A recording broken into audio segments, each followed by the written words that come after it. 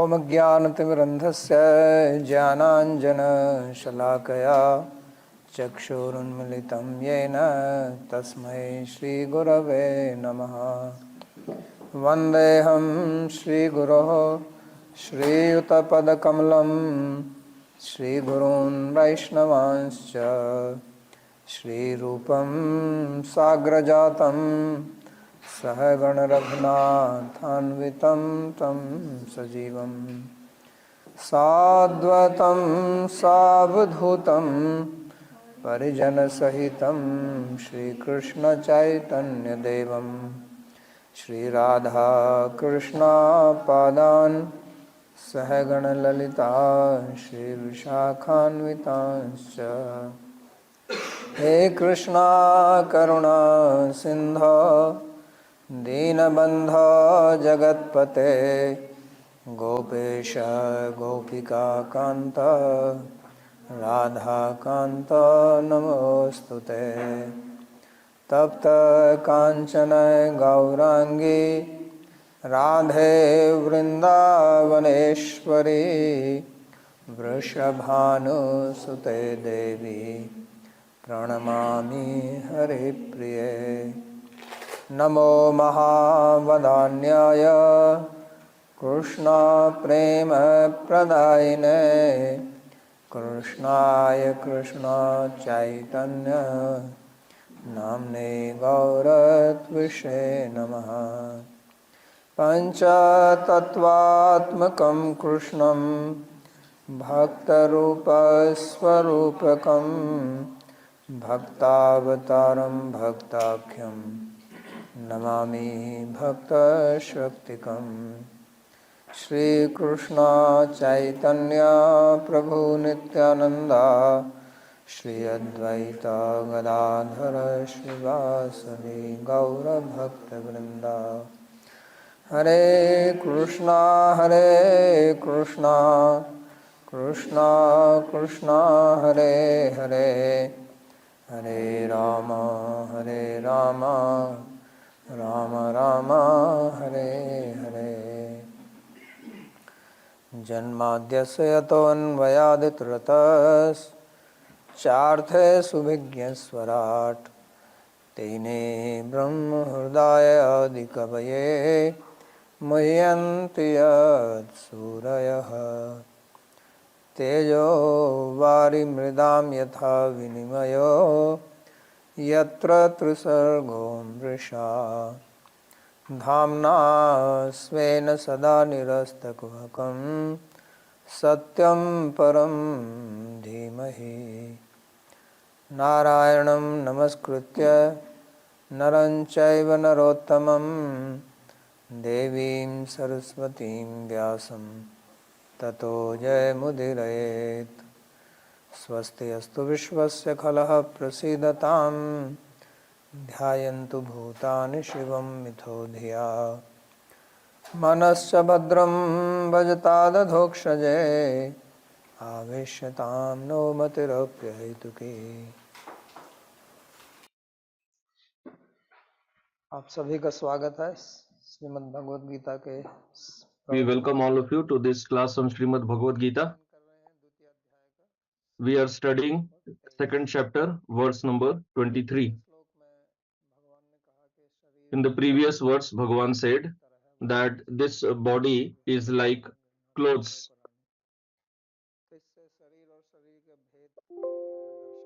So from that verse, he explained the difference between body and Atma, as he was explaining in the verse prior to that also. Because the primary reason for dejection is the lack of discrimination, considering body to be self and not understanding the difference between the body and the Atma. That is why we fall into lamentation, and its cause is avidya. Because of avidya, ignorance, there is attachment, and because of attachment there is raga and dvesh, attachment and hatred.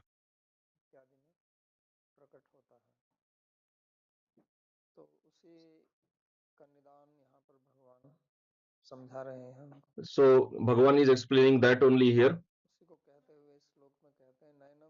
So he is telling here, नैनं दहति पावकः न चैनं क्लेदयन्त्यापो न शोषयति मारुतः। translation, आत्मा को काटने weapons cannot cut the self, और न nor can fire burn it. Water cannot आत्मा को wet the self, कर सकता है, nor can wind dry it. वायु उसे सुखा सकती है। तो ये संसार में जितने भी पदार्थ हैं सब So, प्रकृति के whatever we have in this world, the material और प्रकृति के विकार objects, they are all transformations of Prakriti. स्वयं विकार्य हैं, यानी कि उनमें विकार होता है, So, they are all subject to transformation. विकार है और उनका भी आगे विकार हो सकता है और They will be subject to प्रकृति का transformation further also. पृथ्वी से आगे और कोई विकारी पदार्थ नहीं है। There is no transformable element further to बनाए जाते हैं earth, Prithvi element. वो पृथ्वी तत्व से All the weapons which are made, they are made from Prithvi, the earth element. पृथ्वी तत्व का प्रभाव जो है वो So the effect of the Prithvi, the earth element, it is only on those that are subject to transformation. But that which is immutable, इसका कोई which प्रभाव is beyond Prakriti, beyond nature, इसलिए they are not subject to such transformation. है कि शस्त्र इस That's why it is said here that weapons cannot cut it, अग्नि इसको जला नहीं सकती है, fire cannot burn it, पृथ्वी का ही विकार है, because Agni, fire is also a transformation of earth element only. Water cannot wet it, ना ही वायु उसका शोषण कर सकती है। and air cannot dry it. आत्मा इन सबसे परे है क्योंकि आत्मा So Atma is beyond all this. वस्तु है, Atma is not a material element. कोई क्रिया होती नहीं है, There is no such transformation in the Atma. There is no kriya, no action in the Atma. विभू तत्व है और प्रकृति का ही है, Akasha, which is everywhere, में इनका कोई असर नहीं पड़ता है। आकाश को ना कोई शस्त्र काट these effects which are mentioned here, they do not happen even in Akasha. सकता है, न वायु उसको सुखा सकती है। तो जब आकाश की ही ऐसी स्थिति है तो आत्मा तो So if Akash also cannot be subject to such transformations mentioned here, then what to speak of Atma? Atma is beyond that also. So such transformations are not possible in Atma. वास्तव में So all the transformations which are there in Prakriti, भी मैंने समझाया था कि एक प्रयोजक कर्ता होता है, एक that is due to Atma only. प्रयोज्य कर्ता होता है। I had explained in the previous class that there is Prayojan Karta, Prayojak Karta and Prayojya Karta. निधि मात्र से ही And the Prayojak Karta gets the activity done just by its presence. विज्ञान है, Like now we have the modern science, chemistry. कुछ प्रक्रियाएं होती हैं जिनमें So in that there are some कहते हैं कि जल में reactions which need a catalyst. प्रकार के मॉलिक्यूल होते हैं H2 Like in water, we have two molecules, hydrogen and oxygen, two of hydrogen and one of oxygen. लेकिन अगर आप hydrogen They combine to form water. तो मिलके But if you simply keep hydrogen and oxygen together, it will not form water. You need a catalyst for that. Catalyst वो होता है जो क्रिया को आरंभ So catalyst is that which करने में काम begins the स्वयं kriya, the activity, कैटलिस्ट के ऊपर कोई प्रभाव नहीं but catalyst itself does not get affected क्रिया को करने के लिए by that आवश्यकता है, reaction. अगर क्रिया नहीं हो But without catalyst, that reaction is not possible. आत्मा है Similarly, वो the Atma, प्रकृति में विकार पैदा करती है, it brings transformations in Prakriti by its presence. स्वयं अविकारी रहती है, But Atma itself is not subject to vikar or transformation. विकारी है, लेकिन उसमें विकार तभी संभव होता है जब उसमें उसका संपर्क आत्मा से हो। So the vikar in Prakriti is only possible when Atma is near that. So here it is told that just by seeing transformations in the body, we cannot say that there are transformations in the Atma also. अगर बाहर वाली वस्तु अग्नि से, जल से, वायु से या पृथ्वी तत्व से प्रभावित होती है तो उसके अंदर जो वस्तु है वो भी प्रभावित हो। So it is not necessary that if the external object is getting affected by transformation, the object inside will also get affected similarly. It is not necessary. तो अगर शरीर मरती है या शरीर So कटती है Atma is inside the body. If the body is being cut or the body is burning, लगा सकते हैं so we can make an अंदर inference आत्मा भी जल that जाएगी। in that the Atma which is there, that will also get burnt. श्लोक So में Bhagavan is refuting that point in this verse that नैनम the दहति Atma, न चैनम क्लेदयन्ति आत्मा न शोषयति मारुतः। the weapons cannot cut the self, nor can fire burn it. Water cannot wet the self, nor can wind dry it. जो So that is not possible in the Atma. और ये So जो the object that is Vibhu or that is Anu, में कोई भी छेदन क्रिया in both of them, you cannot chedan or means cutting it is not possible. It cannot be pierced. के अवयव हों, So जो निरवयव cutting is only possible for that object which has avayavas. That object which is not made of parts, it cannot be broken into parts. तो जैसे आकाश है Like Akash, भी निरवयव है इसलिए इसको Akash is not made of parts. That's why Akash cannot be broken into parts. दो विचार हैं। Regarding Atma, there are two points of view. दार्शनिक आत्मा को विभु मानते हैं, So many philosophers, they say that Atma is Vibhu, मीमांसा है, like Nyaya, Vaisheshika, Purva Mimamsa, ये सब आत्मा Sankhya, Yoga. They consider the Atma as Vibhu. मानते हैं लेकिन विभु मानते हैं। They accept there are many Atmas, but they accept it as Vibhu. को विभु Then मानते there हैं is Advaita Vedanta. It also considers Atma as Vibhu, but according to Advaita Vedanta, there is only one Atma. निरवयव है, So for all of them, Atma is Vibhu and it is Niravayava, means it is not made of parts. दार्शनिक हैं, And as far as Vaishnavas are concerned, they consider the Atma as Anu, छेदन नहीं किया जा सकता। and Anu also cannot be broken into parts. जो भी मत हो, So whichever point of view you take, whether those who consider it as Vibhu or the Vaishnavas who consider it as Anu, लागू हो this verse applies to both of them. से काटा नहीं जा सकता, जलाया नहीं जा सकता, In any case, whether you consider it Vibhu or Anu, जला भी आप उसी को सकते what this verse is saying, the weapons cannot cut the self. इसी को किया जा सकता। That is applicable on both. तो इसलिए यहाँ आत्मा के ये गुण दिखाया कि आत्मा हर चीज से निर्लिप्त है।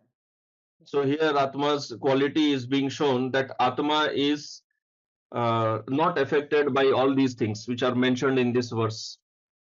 इसका किसी के साथ में कोई संयोग संबंध Atma is asanga. It does not have any sanyoga, any contact with anything else. किसी भी शस्त्र That's why any vikar, any transformation is not possible through any weapon on the Atma. शस्त्र से ही संभव And it is not just about weapons. होता है। जैसे हम Sometimes it also happens that we hear some kathas that by some mantra or tantra process also somebody can be killed. तो उसका Some maran kriya, uchchatan kriya.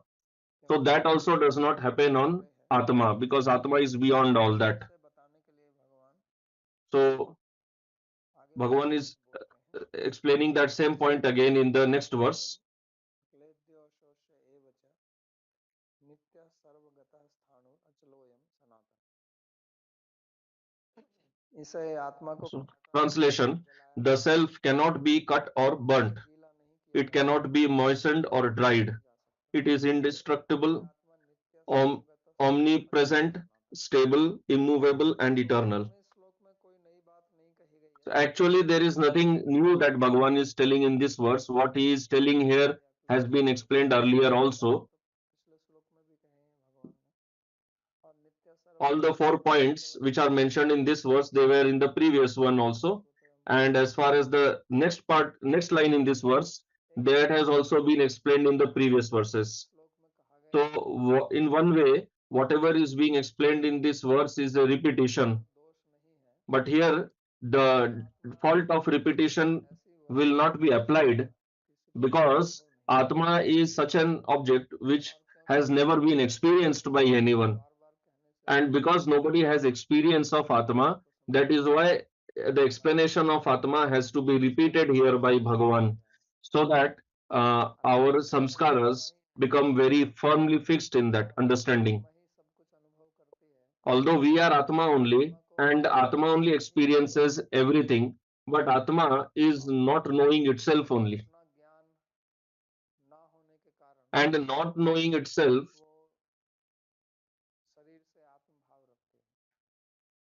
Atma considers the body to be self, and that is why all the problems arise.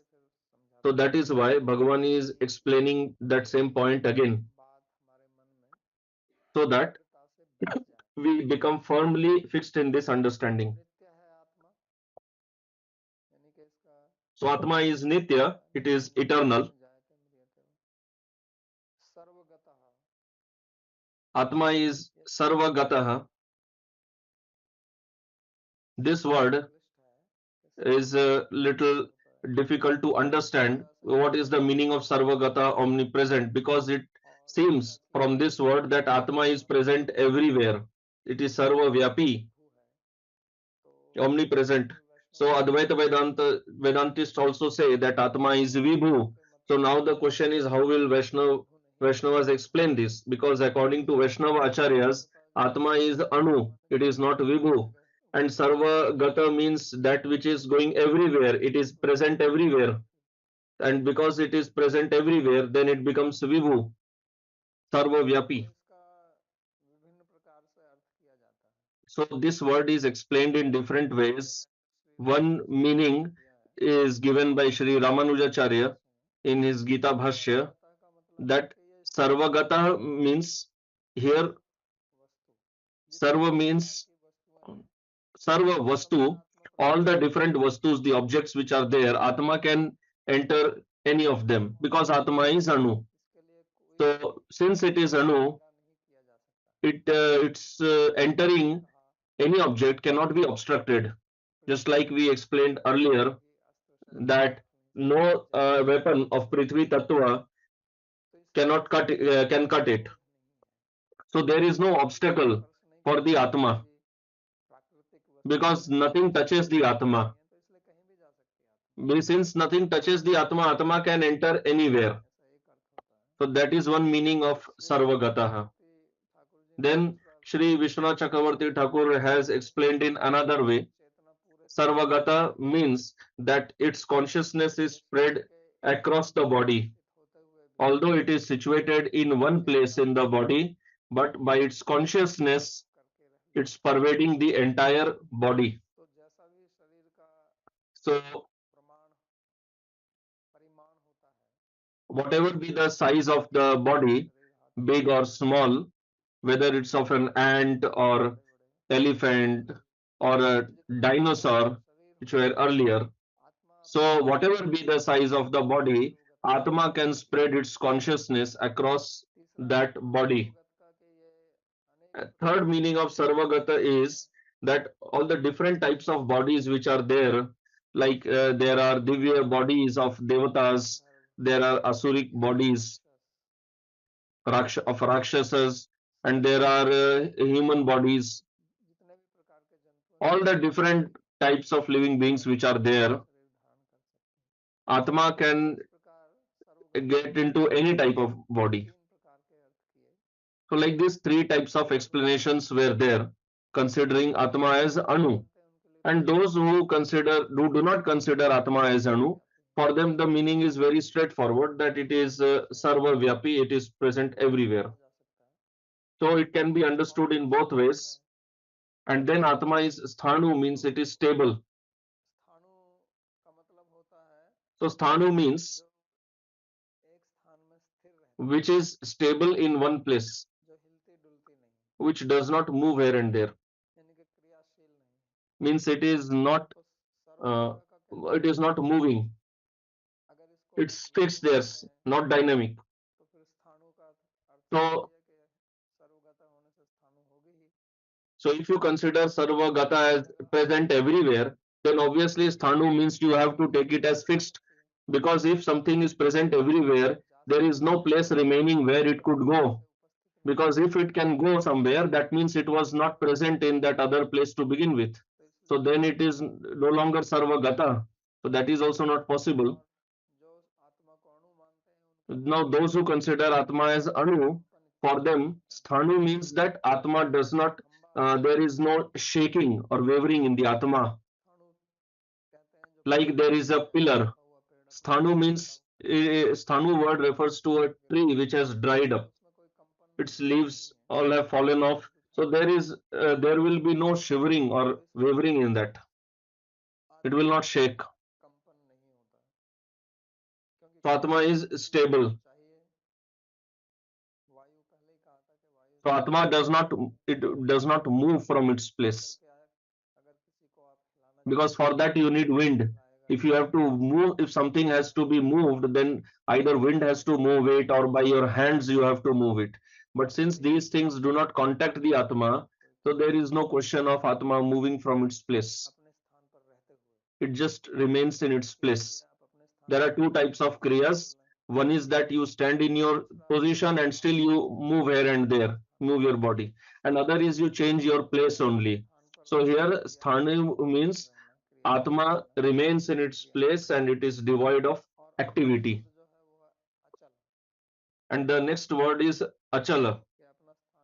Achal means immovable, that is to move from one place to another.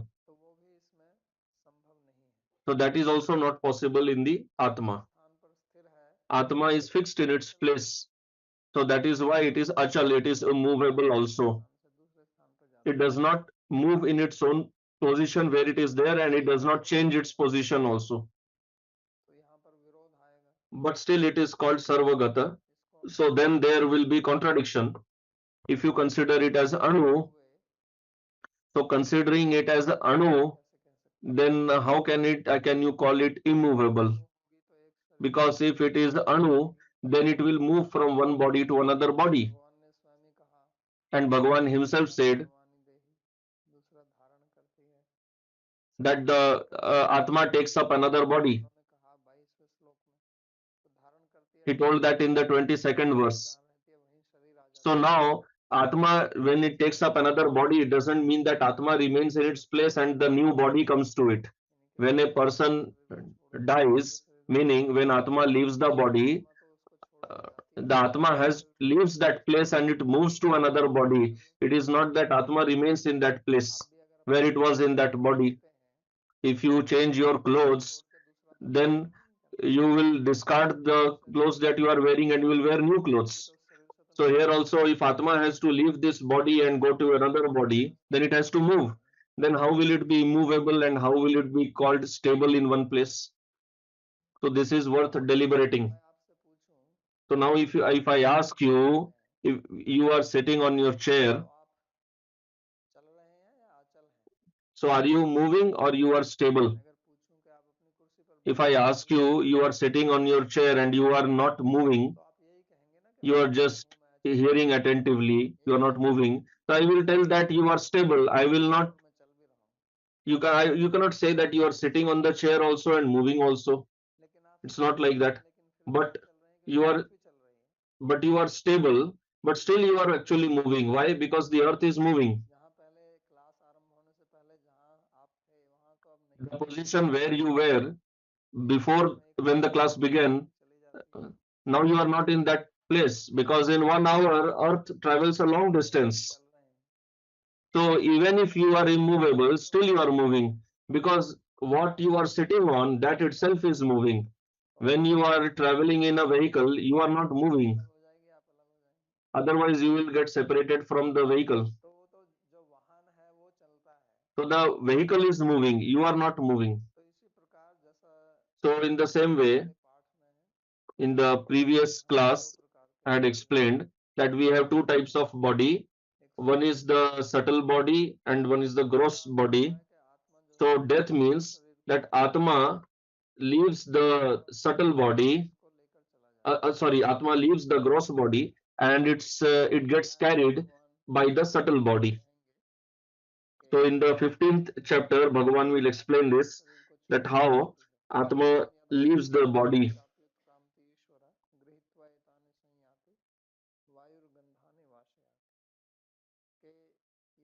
So in that 15th chapter, Bhagavan will explain that this subtle body carries the Atma with itself.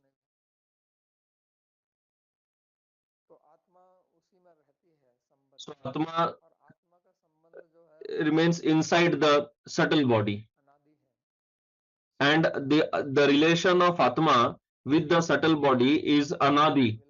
It is beginningless. It is since the creation. Here it means since the creation, and that subtle body keeps carrying the Atma. So Atma is sitting on the subtle body. Wherever the subtle body goes, Atma goes there.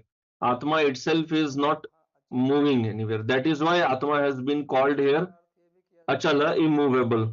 Or Achal, immovable can have another meaning also, that the Swarupa that Atma has, it does not fall from that Swarupa. It is always fixed in its Swarupa.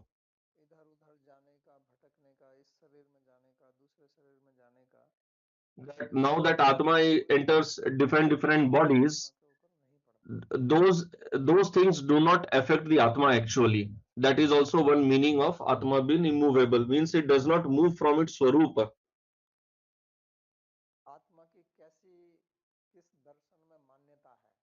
So, what understanding of Atma has been given in the different darshanas, the different philosophies, then accordingly you have to give the meaning out to these words in Gita. The meanings have to be according to your own darshana. So in Vaishnava Sampradayas, this has been the Atma has been explained in this way. That Atma can enter anywhere. It is stable and it does not move from its position on its own, and it is eternal. It is indestructible.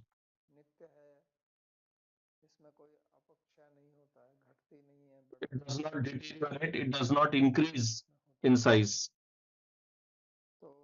Nothing like this or nothing of this sort happens to the Atma. So Bhagavan explained these qualities of the Atma. So when the qualities of any object are explained, it can be explained in two ways. One is by Vidhi, one is by Nishedha. So Vidhi meaning that to explain what it is, and Nishedha meaning what it is not. So these are the two ways of explaining any object. Now, because Atma is not material, it is beyond this material nature, beyond the Prakriti, and Bhagavan will tell in the upcoming verse, Achintya. So, explaining it by Vidhi process that what it is very difficult, because whatever we speak that only of what we have already have experience.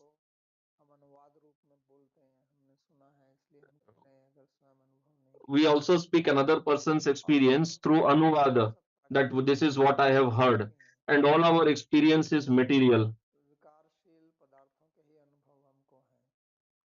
Our experience is only of mutable objects. We have experience of the qualities of material objects only. But Atma, Paramatma, Bhagavan, they are all beyond this material nature. So explaining them by Vidhi process is very difficult, because whatever collection of words we use for them, they will be all related to our material experience only. So it will be very difficult to understand what they are. That is why here most of the words Bhagavan has used for explaining, he is explaining through the Nisheda process that what Atma is not. And through that we can make some inference. So here the four words that Bhagavan used, these are all from the Nisheda way, that what it is not. And then the five, in the second line, the five words that he used, that is from the Vidhi way, that what it is. So actually what has been told, that is also like a Nisheda only, because when you say Nitya, now we do not have any experience of anything eternal. all our experience is of temporary objects only. So when somebody is telling us this is nitya, what we can understand is that it is not anitya, means it is not temporary. That much only we can understand, because we actually cannot experience what is eternal, but we have not experienced that. So so sthanu can be, we can understand that it does not move, it is stable. So most our knowledge that we have by hearing all this, it is all from anuman, inference only. Although Shastra is explaining and we take it as Shastra Praman, but if we deliberate on that, that it is almost like an Anuman, inference only. So for that only, Bhagavan tells in the next verse.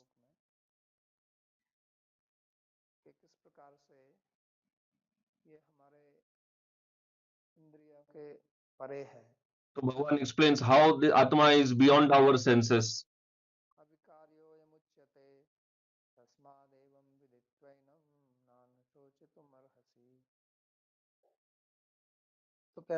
Translation.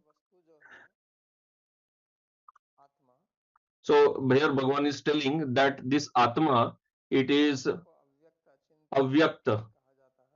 Translation: the self is said to be unmanifest, inconceivable, and immutable. Therefore, knowing the self in this way, you should not grieve. So, what does avyakta unmanifest mean? Avyakta unmanifest means that is not vyakta, that is not manifest. So, what is vyakta? Vyakta manifest means that which can be understood by our own senses. Whatever knowledge we gain of the external world, that is gained through our five knowledge acquiring senses, the five gyanendriyas, by seeing, hearing, smelling, tasting, touching, and those things which cannot be acquired like this by material senses, they are called avyakta, unmanifest.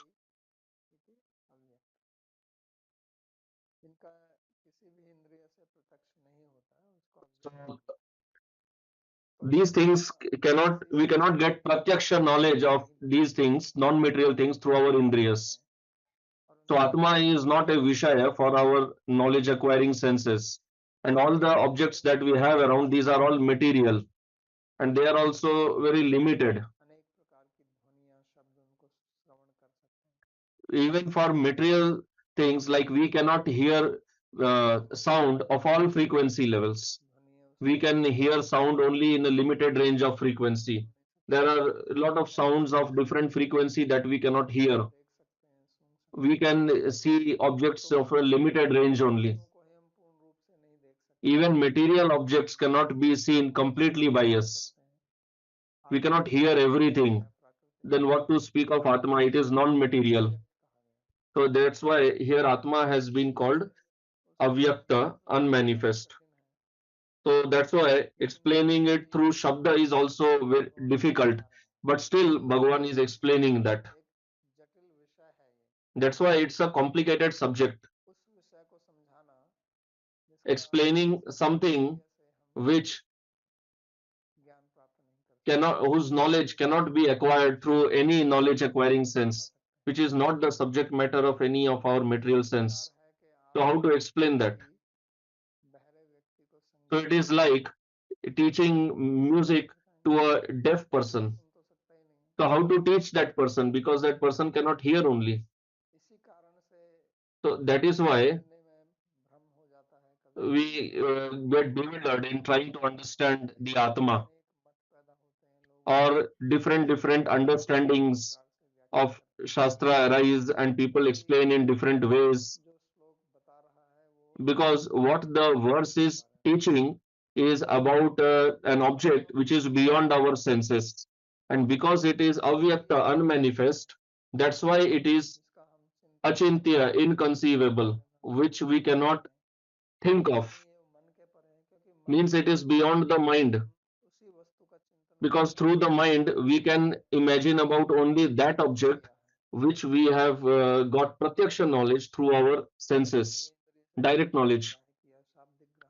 whose knowledge we have received through Shabda. Even if it is not Pratyaksha, but we at least have Shabdik knowledge of that. So that object for which we do not have either Pratyaksha knowledge or Apratyaksha knowledge, we cannot even think about it. We cannot deliberate on that.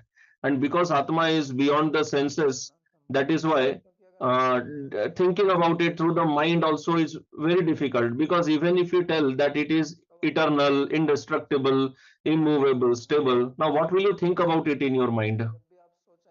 Because when you think about it, whenever you think about something, you get imagine of a form, and the form that you are imagining, that form is material, because mind itself is material.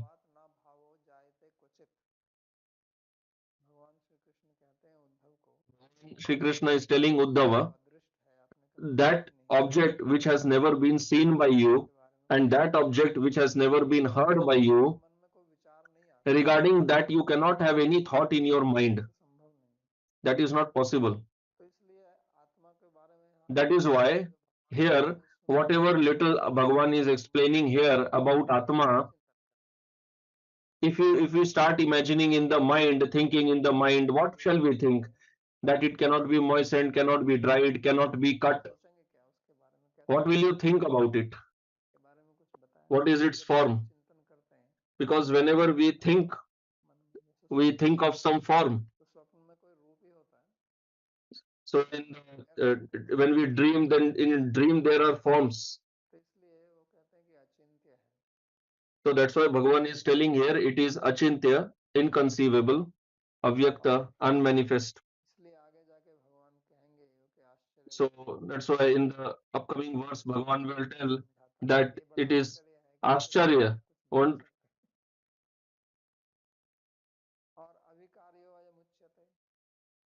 And then Bhagavan says it is avikari, it is immutable. So vikar, transformation, means change in the form of some object. Like if there is milk and you turn into curd. So curd is a transformation of milk. So there is no such transformation in the Atma. That is not possible. So calling it immutable means that it is not the result of any of our activity. Whenever we perform any activity, we perform the activity to obtain some result. Every karma has a phala, every action has a result. According to Sanskrit Vyakaran, according to Sanskrit grammar, all the different kriyas, the actions which are there, they have four types of results, and that result is called karma.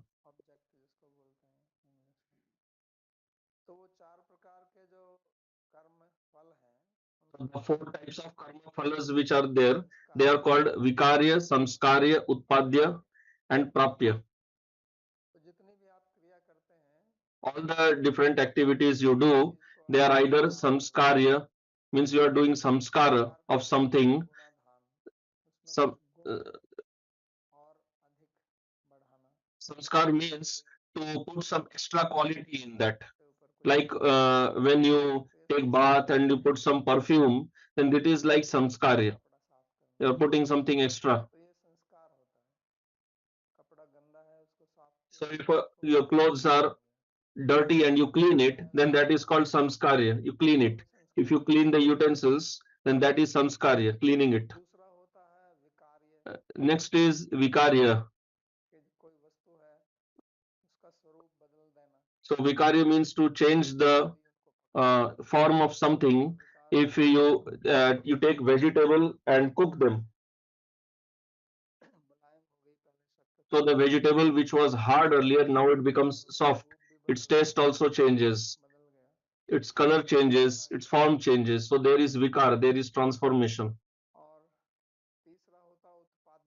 Third is called utpadya, to manufacture something, to prepare something Like if you have clay, you make a pot.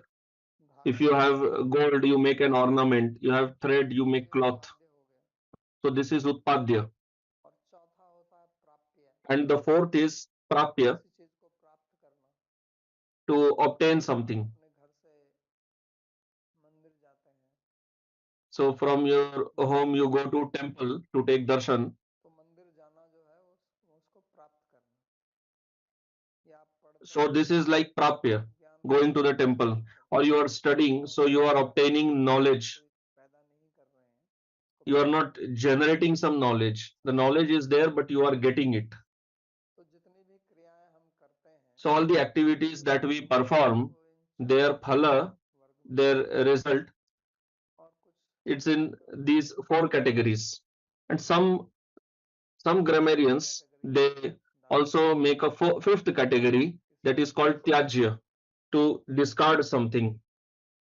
तो यहाँ अविकार्य कहने से बाकी जो So here calling it avikarya, उनको भी calling atma as avikari, so we have to understand all those results that we said do not apply here. कहती है कि बेटा ये दही रखा है, इसके कौओं से रक्षा करना, कौवे So आते हैं when a mother, if mother keeps guard and tells the child, please protect it from the crows, कभी तो but what if a cat comes? Then you have to protect आ जाए, it from the cat also, आपकी माता ने तो or यही the कहा dog also. कि इसके But although the mother only said that keep it safe from the crows, वहाँ केवल but there crow does not mean only crow. जीव जंतु जो दही को बिगाड़ All सकते the हैं different सब नहीं होगा, creatures which तो can लक्षणा से अर्थ spoil that curd, we have to protect from that. So this is lakshana. Lakshana This is called ajahata lakshana, साथ में और अर्थ जोड़ना, taking its own meaning and then adding other meanings also. साथ में बिल्ली So just like that curd has to be protected from crow, so it also means protect from ants, तो सब अर्थ आएगा, from कौवे का भी cats, अर्थ etc. ये So सब there it means crows तो इस plus प्रकार the other creatures. Similarly,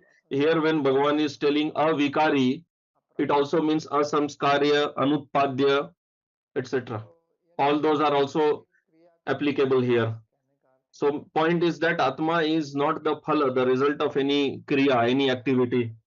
वहां तक पहुंच नहीं है। No activity has its reach there. तस्माद एवं विदित्वा एनम नानुशोचितुम अर्हसि, इसलिए इसको ऐसा समझकर आप शोक ना करें। So therefore, knowing the self in this way, you should not Arjun का grieve. शोक यही था ना कि Because Arjun's lamentation was this only, द्रोणम च मधुसूदन शुभे प्रतियोत्स्यामि, कि मैं इनको कैसे मार सकता हूँ। that how can I kill these यहाँ people? भगवान ने समझाया कि So here Bhagavan is explaining that whether it is Bhishma or Drona or your own brothers, के सैनिक हों चाहे आपके शत्रु पक्ष के सैनिक हों, whether they are soldiers from your side or the other side, और आत्मा का विनाश they are all Atmas, व्यक्त है, and Atma is can never be आत्मा destroyed. ही तो विनाशशील है। It is immovable, it is stable, and body is mutable, it is subject to destruction, it will transform. कर्म नहीं So understanding this, you should not give up your duty.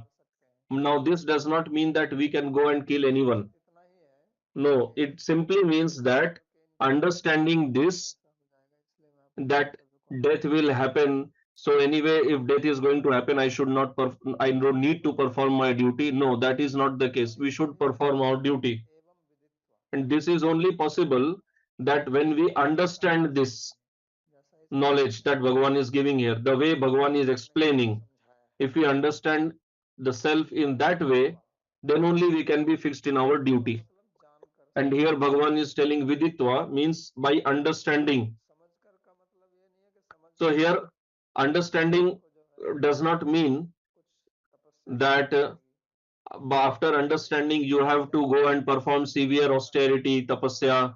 The point is that as soon as you get this knowledge, ज्ञान you होता will get its result. Because the agyan, the ignorance, it covers our intelligence. अंधेरा है कमरे में, Like there is darkness in the room, कमरे की वस्तुएं then हमको दिखाई नहीं पड़ती हैं, due to darkness we cannot see the objects, but when they are brought in light, then we can see them. So once you switch on the light, then for seeing the object you don't have to do anything else. Simply by switching on the light you can see that. So similarly, out of ignorance, we have become attached to these material objects, and because of attachment, we have shock, we fall into dejection. So that dejection will go away only by knowledge. So we have to understand it properly. If we understand properly, then we will not fall into lamentation.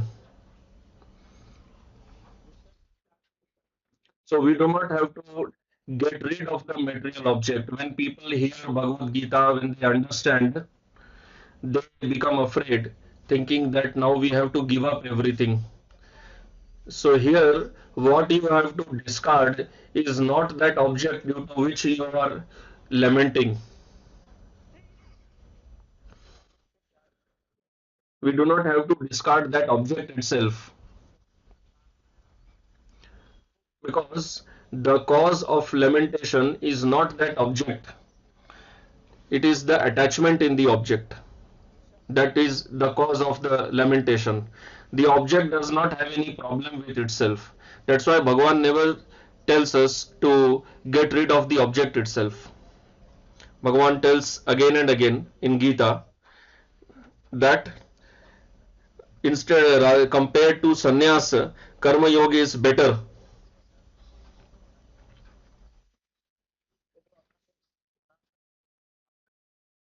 One who performs activity devoid of attachment is better than one who is leaving the home itself. Because even if you give up the object, you have not given up the attachment that is inside you. So the inner world, wherever you go, you will it will come out externally, because what is inside must come outside. You cannot stop it. First it will come in the dream, then it will come in the wakeful state.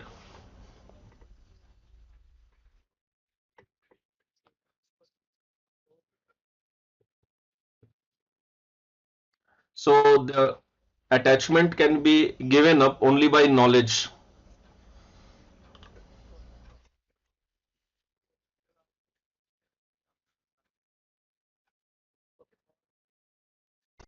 So you do not have to keep lamenting. So Bhagavan's teaching began with that only. So Arjun was telling that my senses are drying up due to lamentation.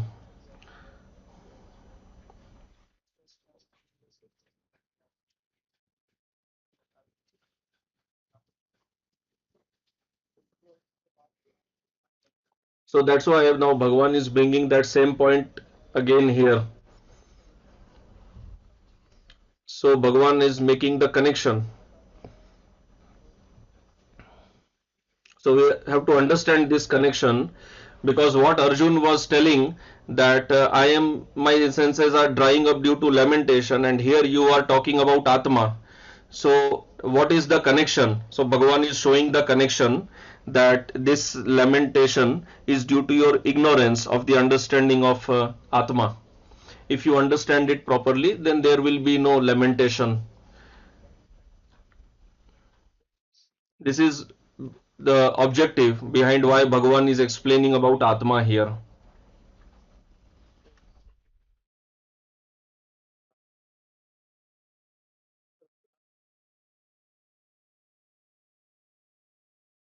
So when you get knowledge, gets illuminated, just like in darkness we cannot see the objects as it is, but when there is light we can see.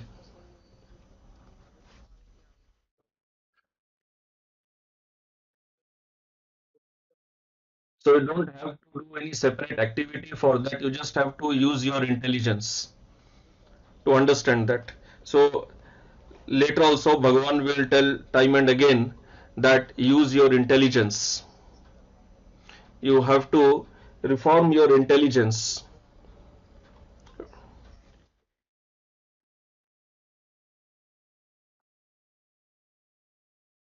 So this ignorance is seated in these indriyas, and most important is to use intelligence, because through intelligence only we understand everything. So here viditva means by understanding. It's not that I just hear that Atma is eternal and it's done. No, we have to understand it properly, and that is possible through intelligence. So that is why Bhagavan is telling here that understanding it like this, there is no need for you to grieve. So this is a very important statement, because in our life there are different types of lamentation.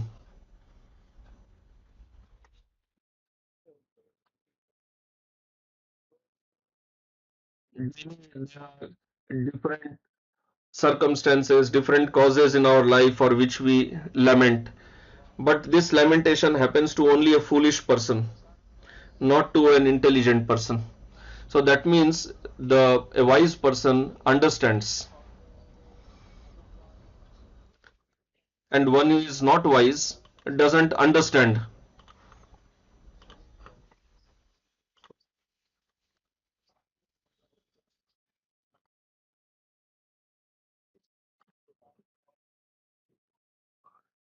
So for a foolish person, when there is transformation in his body, then he starts grieving. So Bhagavan is giving the remedy for that. So we'll stop here. If you have any question, you can ask.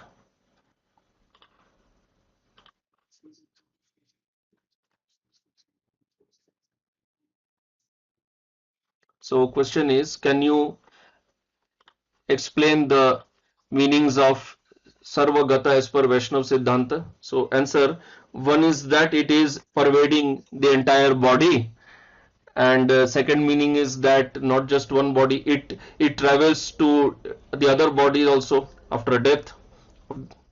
And third meaning is that it is capable of entering any place. Nobody can stop it. You cannot create an obstacle in its going to any other body.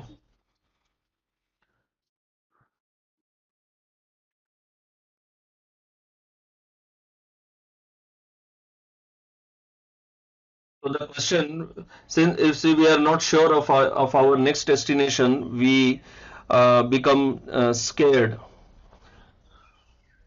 So what is the solution? So the answer is lamentation the solution? The solution is that you perform your duty.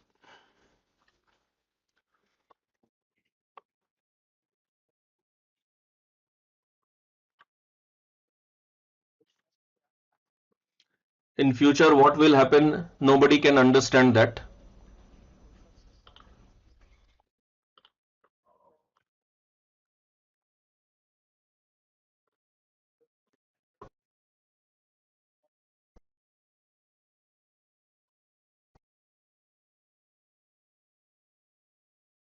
It doesn't mean that we keep grieving.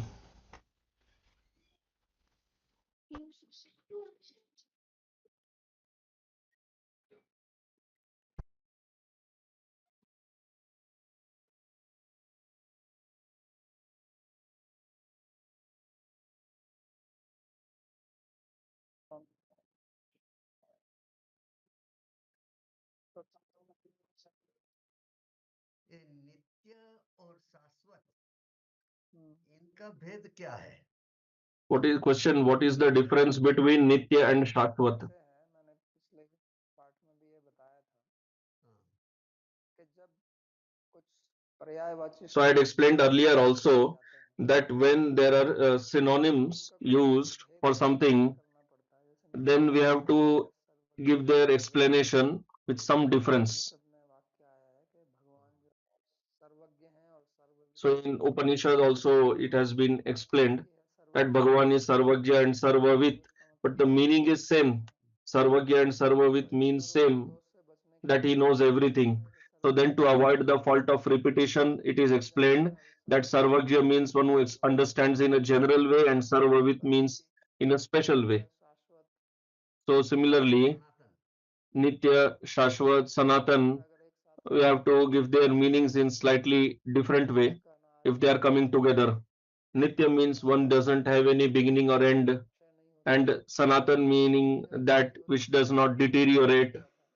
I had given the meaning also, like if you start from 1 and you divide it by 2, becomes 0.5,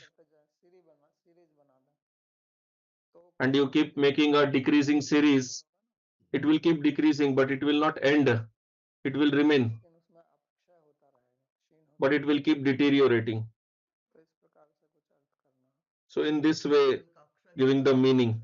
होती रहेगी और शाश्वत का अर्थ क्या है फिर? ये आपके ऊपर है, आप किसका कैसा अर्थ करते हैं. So it depends on you in which way you take the meaning. More or less meanings are same only. श्लोक में आए नहीं है, नित्य और शाश्वत आए हैं, आगे जाके So in this verse we don't have all the three. We have Nitya and Shashwat. स्थाणु सनातन है. तो जब दो शब्द एक साथ आ रहे हैं तो उनका ऐसे अर्थ करेंगे. So when two words are coming together, then you have to explain like this with some difference. जो है उसमें अपक्षय नहीं होता है और दूसरे का अर्थ उसमें उपचय नहीं होता, बढ़ता नहीं है. Okay. ऐसे अर्थ लगा. Okay, thank you. ये वास्तव में तो ये सब पर्यायवाची हैं. Actually, these are all synonyms. लेकिन फिर ऐसा भेद करना. But then when they are together in a verse, then we have to explain slightly differently. Babaji, you said that the Atma is being carried by the subtle body, from to the next body. So how is it cared? How is it being carried By when prana. Prana, you know, air. Air moves, so it carries that. and when there is no birth anymore? Then How is it being carried by. what is it? It is not carried anywhere. Then there's no need to carry anywhere. वो पूछ रहे हैं कि आत्मा सूक्ष्म शरीर कैसे. So she's asking, how does the subtle body carry the Atma? So in the subtle body, there is Pancha Prana, Pranavayu. So like we see how air carries, similarly the Prana carries the Atma. Then she's asking, when moksha happens, then what happens to Atma? So when there is moksha, then Atma doesn't have to go anywhere. प्रश्न है, व्यक्ति की अविद्या का कब और कैसे नाश होता है? So the question is, when does avidya get destroyed? So the answer, avidya gets destroyed by learning Bhagavad Gita, taking surrendering to Bhagavan, taking his shelter. प्रश्न है, महाराज जी, मेरा भगवान जी में 100% विश्वास नहीं बन पा रहा है. इसका So the question is, I am not able to have 100% faith in Bhagavan. I feel that one reason is that my mind is quite dirty. It has anarthas. So other than this, what can I do? So the answer for the faith, even in this world, your faith is in those people with whom you associate. You're living with them. Your faith is in them. So the faith is not coming from somewhere else. You have heard about them, you have seen them, you have associated with all these things. So that's why your faith is in them. If somebody gets born in a religious family, he keeps hearing about them. Somebody is born in an atheist family, so he keeps hearing about that, and then accordingly his faith is formed. Now there are rare cases like Prahlad, who has got lot of who has got faith from the previous life, and even by association of Naradji when he was in the womb. So so the solution is you have to associate with people who have full faith. So as you associate, similarly your mind परिवारजन will get the samskaras. वैष्णव दर्शन को पर विश्वास नहीं करते हैं और किन्हीं other The next question, if family members don't believe in Vaishnava philosophy about the Atma but follow other philosophies, then should we convince them to follow Vaishnava philosophy or we should not react to them? So the answer is, if you have the capability, you can try to convince them. If you do not have that capability, then keep quiet. प्रश्न है महाराज जी, काम वासना के विचारों Next को नियंत्रित question. करने में समस्या Uh, है, कृपया उपाय I'm बताएं। having difficulty in controlling my feelings of lust. So can you give the solution? So the answer, though, you have to cut yourself off from those things which you see, and then lust arises. So this is what people do. They keep watching objects, movies, etc., which are all lusty. So it is like pouring fuel in the fire. So first is, you stop pouring fuel in the fire, cut yourself off from all these type of programs, and read about religion, about philosophy, about our darshan. So why these thoughts come into you? Because the whole world is operating on that only, on karma, on lust only, and we do not have samskaras related to Bhagavan. So you have to feed those samskaras. For that, you have to work hard. Until and unless you do not feed yourself with those samskaras, the earlier samskaras of karma, which are already sitting there, how will you get rid of them? So you have to stop fueling the old samskaras of lust and start feeding new samskaras related to Bhagavan. I have a follow-up question to this. What when the calm, some scars are just coming from inside? How to stop them? So next question, what if calm samskaras are coming from inside? So that's what I explained, that already the samskaras of karma are there inside. So give new samskaras related to Bhagavan. So stop feeding the lusty samskaras from outside. Whatever environment we see outside, they are all related to kama and artha. In foreign countries, dharma was not there earlier also. Whatever was there, it got lost.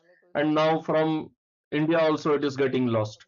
So if you go around in the street, you will see all kinds of hoardings which are all related to lust only. Whatever we see nowadays, it, it's all related to whatever is being sold. It is being sold through some advertisements related to lust only. The calm lust in will definitely be there in that, either through the song or through the pictures, because the industry understands that this is what attracts everyone.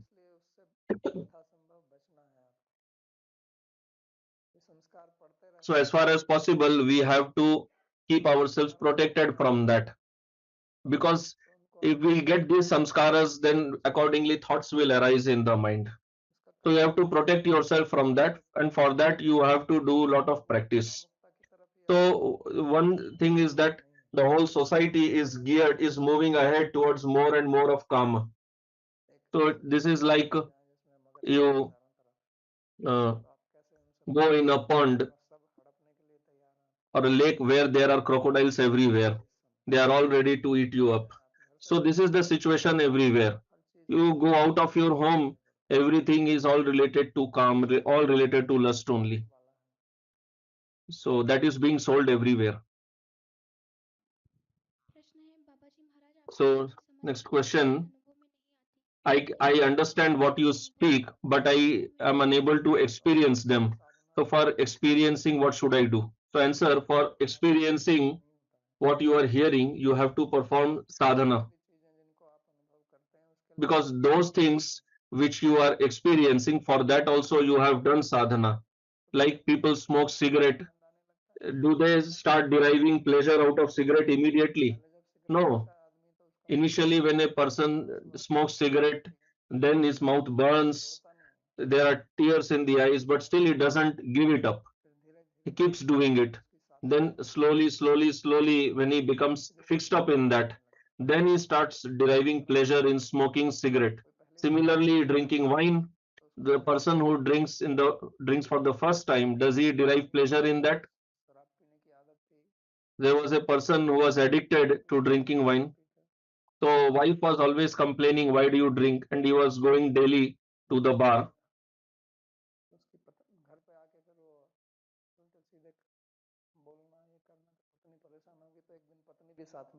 So then one day, wife also went with him because he was coming to the home daily and troubling her. So the person ordered two pegs, one for him and one for the wife. Now the wife had never drunk that earlier, so she thought it must be something tasty. So she felt it so such foul smell from that, she just threw it away. So she told, "What is this that you drink daily?" So then he replied, "Now you realize how much tapasya austerity I do daily. Can you drink this? And you think that I derive lot of pleasure from this." So the point is that those who drink initially they also find it very foul smelling, but then slowly they become addicted to that. So you should learn from them how you should become fixed up in your sadhana, which is so positive, which is so beneficial. How those people are doing their sadhana, which is so disastrous, dangerous for themselves, for their family, for society, and still they are fixed up in that. But what we are learning here, it is all beneficial for us. So we should have lot of enthusiasm for remaining fixed up in our sadhana. And without enthusiasm, we cannot attain anything in life. Along with enthusiasm, determination, and with patience, if we work, then we will attain success. So we'll recite the prayer verses. सर्वोपनिषदो गावो दोग्धा गोपालनंदनः पार्थो वत्सः सुधीर्भोक्ता दुग्धं गीतामृतं महत् एकं शास्त्रं देवकी पुत्रगीतम् एको देवो देवकी पुत्र एव एको मंत्रस्तस्य नामानि यानि कर्माप्येकं तस्य देवस्य सेवा कार्पण्यदोषोपहतः स्वभावः पृच्छामि त्वां धर्मसम्मूढचेतः यच्छ्रेयः स्यात् निश्चितं ब्रूहि तन्मे शिष्यस्तेऽहं शाधि मां त्वां प्रपन्नम् यत्र योगेश्वरः कृष्णो यत्र पार्थो धनुर्धरः तत्र श्रीर्विजयो भूतिर् ध्रुवा नीतिर्मतिर्मम कृष्णाय वासुदेवाय देवकी नंदनाय च नंदगोपकुमाराय गोविंदाय नमो नमः नमः पंकजनाभाय नमः पंकजमालिने नमः पंकजनेत्राय नमस्ते पंकजंघ्रये भवे भवे यथा भक्तिः पादयोस्तव जायते तथा कुरुष्व देवेश नाथस्त्वं नो यतः प्रभो नाम संकीर्तनं यस्य सर्वपापप्रणाशनं प्रणामो दुःखशमनस्तं नमामि हरिं परम् हरि ओम तत्सत्।